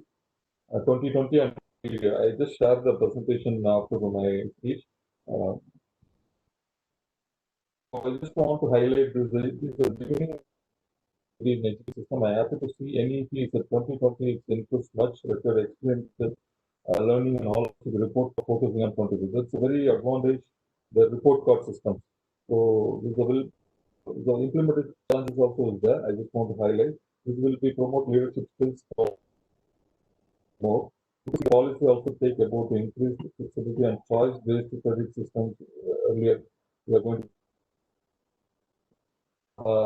technology-based, and the only thing highlighted, including the regular health checkup, especially mental health and school students, absolutely need of the hour, because nowadays the students and all the people like very stressed to their life, so they want a regular health checkup, especially mental health and all the students for this.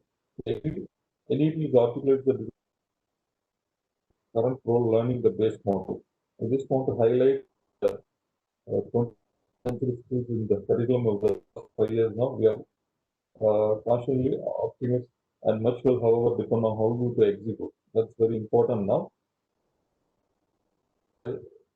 Bring about any improvement teaching the methodology in the classroom, the large investment in teacher training will be needed to be made. To truly focus on skills, they need to be the need of the board to track all the paying the school services and all that. So, quickly go through all my points. Anyway, I'm just going to be share this presentation.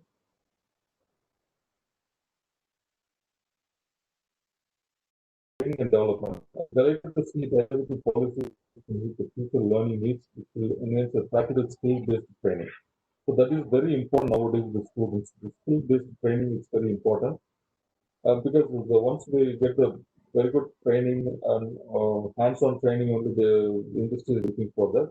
The NEP will offer multiple exit points and studies, which means one could actually get an employment different ages.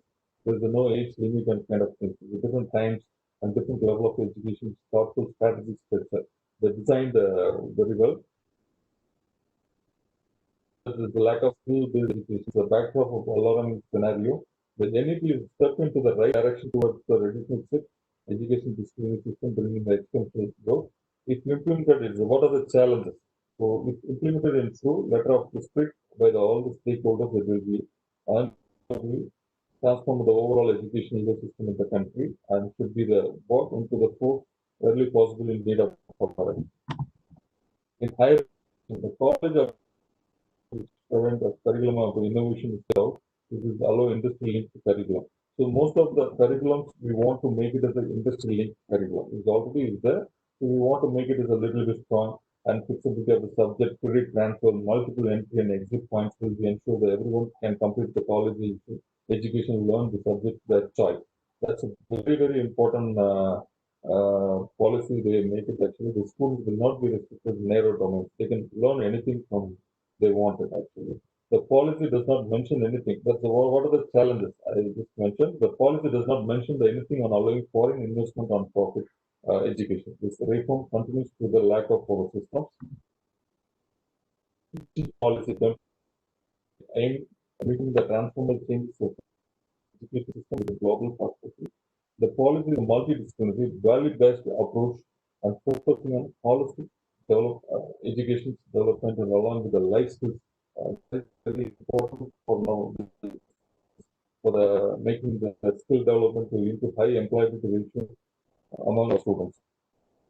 The interaction co-curricular subject that for the help of the students, one of the hobbies and skills, more value addition of the area of performance. But project-based learning, vocational learning, early age. Many of the earlier speakers they talk about the artificial intelligence and the other technical things. So the students also they have to develop.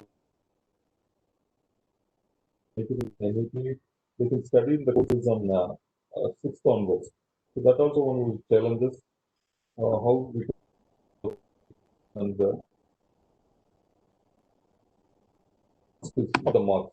The NEP 2020 has got something. Focus on skills and that's very important actually.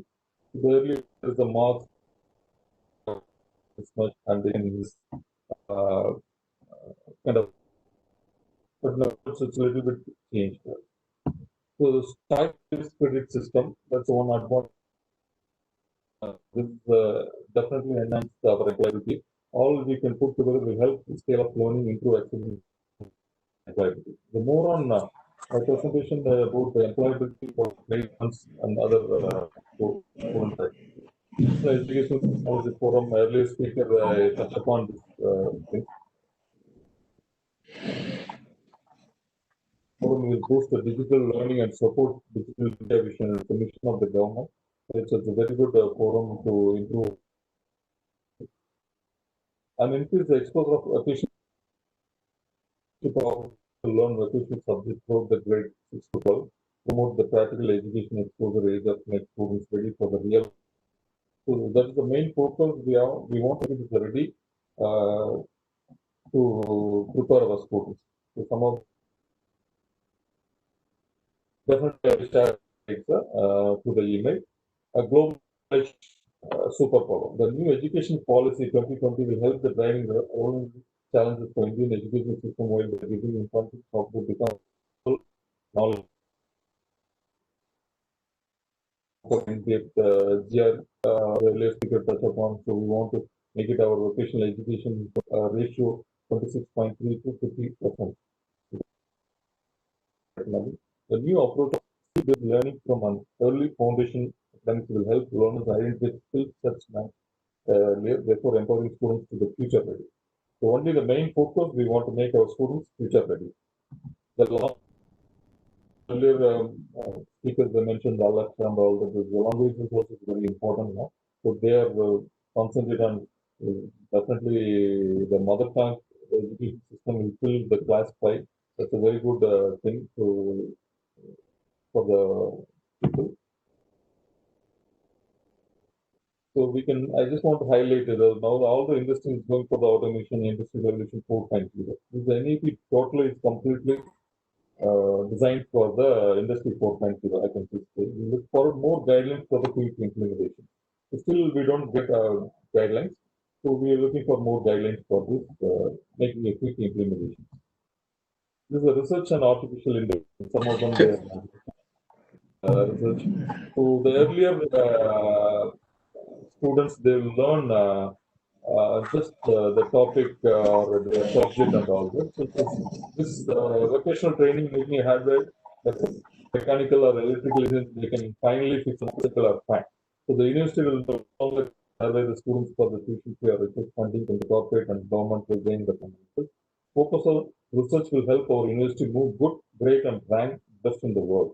The key questions now I just want to highlight here. How will NEP equip the students with tools like design thinking, artificial intelligence, foster research and applied learning and the formative assessment? How do you deliver the concept, learning and experience on the scale across the country? This is two questions for the challenges we have. Training. I just mentioned the earlier slide. On-job training is very important. Get the students ready for the future learning. Just STEMs. That's all highlight.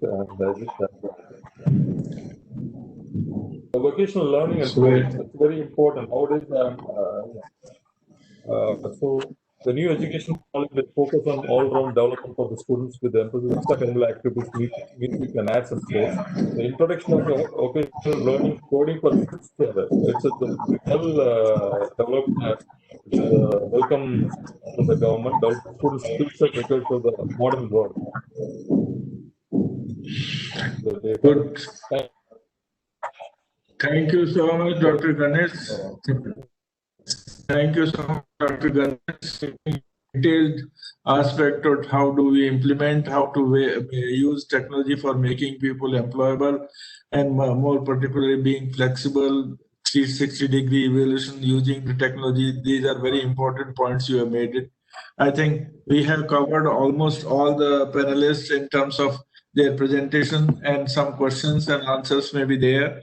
And I'll invite some because we have a few more minutes for which questions can be posed, or the other panelists can also share their ideas. One of the very important question is, and it will remain, there are two important questions. One is how do we convert the content into languages which are being used by many of people, not in higher education, at in many states, which is different one.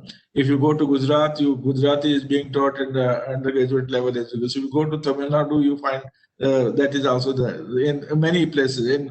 In northeast and northern area, it's Hindi which is being used. So you have content mostly content in English language.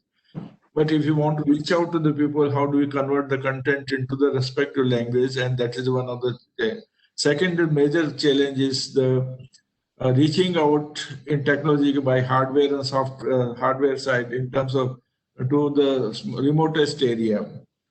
Because one of our person from Northeast Council used to say that my colleges are located in different parts of the Northeast and they are on a very high altitude and sometimes connectivity is not there. How do I reach it? Therefore, we provided ROT, but now ROT is not working. So the bandwidth is also not available. So reaching out to the people in smaller area is another important issue which is facing the strategy for implementation has to take care. And one of the very important, integrating it into a blended learning and teaching and learning and outcome of evaluation. These three becomes the very important questions in our mind. And I think some of the panelists would like to respond. I invite Dr. Rc Sharma to reflect on it. If other people are there, they can also reflect on it. Dr. Sharma. Okay, thank you, sir. The question on languages is very important. And in fact, our national education policy has also laid a greater emphasis on it to develop content into the regional languages. So that is a very plus point. It's a good point. I think there are two ways to deal with that. One is the technological solution. And perhaps if we see the emerging technologies, so natural language processing, NLP, and those technologies, particularly when we are having now a better AI-based machine learning, deep learning technologies with us, and since our movement, our mobility has increased very much nowadays, means people are, I'm not discussing about the COVID impact, but otherwise, it is very, nowadays the people, we are traveling more, even either for tourism purposes or for education purposes or for medical regions, etc. We go to different countries, different places, and we cannot learn all the languages. And already there are certain technological innovations in which the translation has become. Skype has already, I'm using Skype for the past many years, and much of my network is outside India also. And I except Hindi and English, I can't speak any other language, but my friends who speak Portuguese or Spanish, so the Skype translator helps us. And their translation is quite good, even Google translations also. So one is the technical solution for that, and work means very impressive in that field. The another one is, I think it is the right time that now, instead of just simply talking about it, we need to really do something on developing open educational resources, because being with the Creative Commons licenses, it allows us easy translation and people can contribute to it. So when I can be in Gujarat or in Andhra or in Kerala, anywhere. If we can develop our materials in our language and share it broadly with others, that will be a very good help for our students, our teachers, our community as such. So that needs to be seriously taken care of. Are we, Dr. Sharma, are we working on developing this translation process from yes, sir. one language to another languages within the country? Because 14 languages are officially recognized, and the people would like there are regions where of course it would vary from place to place, but there are regions where a similar language is being spoken. So is there kind of system if you speak in Hindi, it is get translated for those who are in Tamil Nadu in Tamil, or if you speak in English, it's translated in Hindi for those people who would like to understand English, or they develop the language, they develop content in their language, because people develop the content in their language. It's right to do so because their resources are there, and it's for the use of international national use, it gets translated into a different way, because this machine-based translation can help us changing removing the barriers. Technology has removed many barriers, but machine-based translation, which is AI-based translation, might as well help removing the barrier which often comes within the country, among the countries, as well within the intra-country regions also. Yes, let me share one of my presentation into the Where is the chat box? Okay, it is coming here for everyone.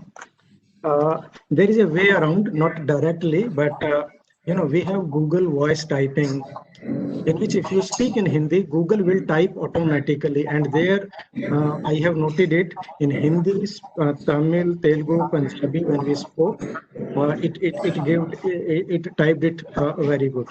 And then so you can type it, and then with the help of Google Translation, it gives you a good idea, which with the help of then some language person that can be developed. So there is a way around to that, not directly that if I speak in Hindi, and then automatically the software will translate it. But the things are coming up quite fast in that direction also, because the language spoken. And I know that for on internet there are certain advertisements also. There is a small device, you put it in your ear and then go talk to someone else in their language, and then it translates for you in real time, like that. So means one day we will be there. As you said, 2050 science into it, maybe by that time. So, but still, we have something at present. The situation is not that. Good. Ganesh, do you have anything to share on this? You are dealing with the students. The students are really seeking for job, and when they are going for job, they have certain things to ask the question. So, what kind of technology they can be you can use in skilling them better in terms of communication, in terms of presentation, in terms of negotiations, etc., skills, etc. Yes, Is there sir. something of that kind you are doing, Dr. Ganesh? Yes, sir. So now everyone knows is a pandemic. Completely the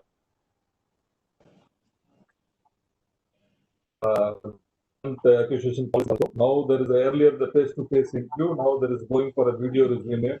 Everything is in online. That's a virtual mode. So all the tested will be taken care of artificial intelligence. All the big corporate tier 1 companies like Infosys, Accenture, and Capgemini, all that they are going for the automated artificial intelligence test. So the students we want to make ready for that. As all the process is going on. The students now there's a video resume. So that is very important for the students. So now they have to make it everything is ready for the future. During the pandemic, a lot of changes for the policies for the hiring and all that. Thank you. And the languages you mentioned, that's, now it's all that it's the different languages they can attend the interview. Not only for the regional languages, they can choose their own languages. They can select their own languages to attend the interview. The students, yeah. Okay. Next issue is basically how do we reach to the remote area and difficult areas, and particularly where the fiber optics are not there. The kind of a tower which is giving the mobile communication, which is also limited. The bandwidth is also limited, and particularly video is so streaming, then it becomes a problem. So the real issue would be for India. There are two. There one is the bandwidth issues and reaching out to the people. Another is developing our own platform, wherein we can say indigenous platform for education purpose. EduSet was for education purpose, but that has changed now. But now, can we think of a new EduSet which is will able to reach to people at any part of the country, more both audio, video, textual, any part, because the satellite has a capacity to deal with any. At that time also they had the capacity for communication in terms of telephone, facsimile and other things, but they were not using it for the security reasons. But now the future is in this area. So how we would like to reach to the people at the remotest part of the country, where they may not be having mobile phone also at times, because their smartphone may not be available to the poor people, but yet they want to learn. So, Dr. Sharma, would you have some kind of a reflection on this? Or anybody who is present in the panel right now, they're gone, almost all of them gone. I can share one experience. First of all, for that language thing, I can recommend a very good initiative of NCERT and the erstwhile MHRD. the NROER, the National Repository on Open Educational Resources. It has resources for various levels of education and in different disciplines in almost all the major Indian languages. So anyone who is interested, they can go to the website of nroer.gov.in or go to the NCERT website, and from there you can access it. Now, about this reaching to already there are certain technological initiatives, particularly the Loon experiment of Google, where they were thinking, and even Facebook has also indicated, and perhaps if I understand it correctly, the Facebook had signed some sort of perhaps with the government of India, that they will via satellite, they will beam down the internet and that can be accessed. Similarly, the Loon LOON Loon project of Google, sending a balloon up in those areas from where the signal can be beamed down from there. But Brazil is a very big country, means it is definitely bigger than ours. And one of my friend, he was contacted by the government there to carry out some training programs for the farmers. And farmers like in India, remote places. So they thought of thinking of various kind of alternative solutions, what can be done in this situation. So thought of internet is not everywhere. Then they thought of television. In television, either the signal or the electricity, that problem was there. Various alternatives, including the radio mechanisms. And ultimately what they found, that the highest reach was of that. And it was a unique experiment. Professor Fred Lockwood, he was with the UKOU and the Metropolitan Manchester University. He was the person who was dealing with it. What they found, that they prepared their material, reached to the office of a newspaper editor, gave them the material and told them that you print it in your newspaper spread, inserted all the newspapers, and by the morning time with the newspaper, it spread to everywhere and the message went. So it depends on this, means the context on which what is available where and how we can think of some good solution of that issue. Thank you. There is a very important question, which is by the V. Balaji. He is an architect and he has tried to translate the Tamil and Kannada through the Google Translate. And he found that the certain contextual issues which are translation needs technical assistance. And that is a difficulty he has faced. V. Balaji has posed a question on chat that I find epistemology of the subject matter becomes a greater concern. Contextual translation needs technical assistance. What is your view, Dr. Sharma? I think after the machine learning, the human intelligence also needs to be there, and I'm sure that we will reach there, no problem. You imagine that till 10 years ago we didn't have even this much thing with us, but at least now we are here. So this means, and our scientists, they are working very. I firm believe that we will be able to find a good solution. Good. Balaji, we have good possibility of getting into the because these glitches will come. So these glitches will come, and it is a path of progress. So I'm glad that architecture, when you are trying, it's the contextual epistemology issues will come, and then they'll get solved in course of time. Dr. Gambhir is with us from the MHRD. He would like to share with us on this innovation and the kind of translation issue. Thank Dr. Gambhir. So I was keeping my video off because doing multitasking since long. I was just I want to answer this because this is this area I believe. It's been 18 years. I'm somewhere associated with NPL and this NLP issues. So contextual is being, because our audience, they are technical in nature. Indian languages, they are Oriental in nature, are Asian languages, and English and other languages, they are concatenative in languages. So concatenation is there. So that is the major thrust, that you can do a translation for those languages and not for our languages, because we have multi-meaning and contextual meaning attached with multiple, on a single word.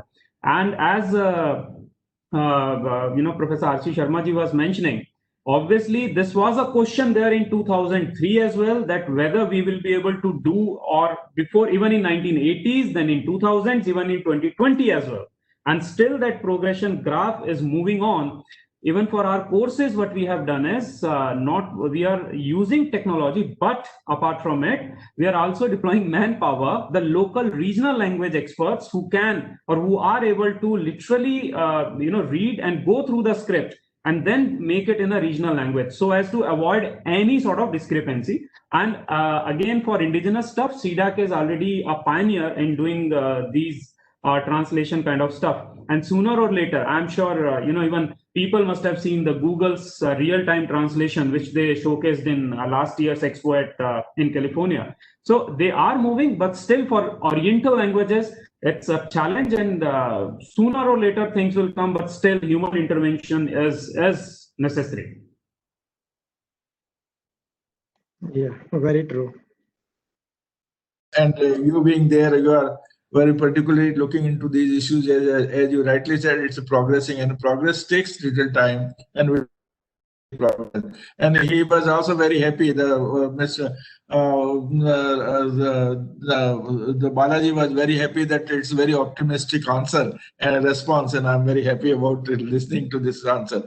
Any other issues, if it comes to from the panelist side, we can take it. Sir, there is one attendee. Yeah, yeah, there is one attendee, Mr. Harsha. He is the CEO of Advisely. So he wants to ask a question from the panelists. So we have shifted him from delegates to the speaker. And Mr. Harsha, if you would like to ask the question. Yes, go ahead, Dr. Harsha. Is my voice audible? Did you get the link? Yes, sir. Harsha, your voice is clear, Harsha. Please speak. Kanakala. Yes. Thank you. So, firstly, thank you. And there were two things that I had in mind throughout this discussion. As we are discussing about challenges in implementing this NEP, and also challenges in technology in reaching out to rural areas and bringing out the effectiveness. One thing that I always have is, it's more a more important point here is improving the engagement than the reach. Many a times, even in urban areas, like you take all the cities during this COVID times, institutions have faced a lot of problem in engaging students better. So the effectiveness is not there. And then it is very important, just putting out my thoughts, it's very important that we bring out this personalized learning and understanding the students in depth. Many a times, because we are unable to understand what the student is, what are the variables that he is passing through, like is he a slow learner, fast learner, as one of the speakers have mentioned, unless until we really understand individual learner, systems, they tend to fail for a reason that we might bring out one more technology which might work on the way of one size fits for all. And that particular problem is not yet answered. And I'm more being specific to higher education at this point of time.